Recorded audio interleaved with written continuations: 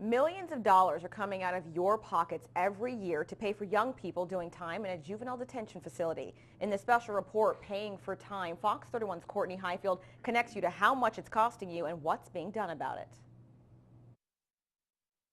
Right now, there are 109 total juveniles housed in one of the 2 detention centers in southwest Georgia, and it costs $101,000 per youth to keep them there. And if you do the math, you'll see those 109 juveniles locked up in southwest Georgia are costing $11,016,466.50 per year. You have, of course, your detention officers.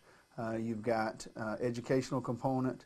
You've got psychological component going into that. You've got medical component going into that. All of those drive that cost up dramatically. And who pays for this? Taxpayers? The taxpayers, certainly.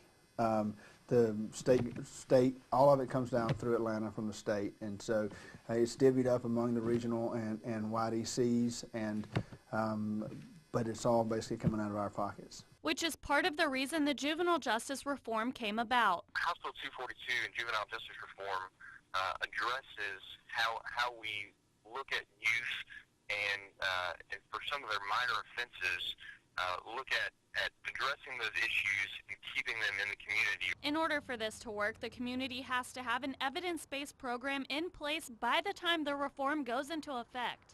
If a program is going to be used, it has to have been tested, and we have to have some raw numbers to determine, yes, this is a program that works.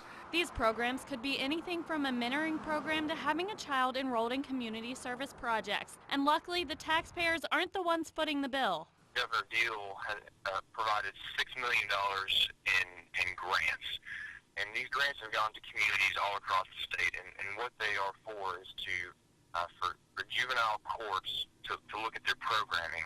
This reform is pretty much a last resort effort to save taxpayers money. Can't be much worse than what we're at right now. I mean, we've got a 65% recidivism rate within 3 years. That's pretty bad, okay? And it's very expensive. So, like I said, we've been fighting this battle for many years now. With a very dull sword. The new code goes into effect in January of 2014, and the juvenile court judge of Tifton, along with representatives from the Department of Juvenile Justice, are hopeful this reform will work. Courtney Highfield, Fox 31 News.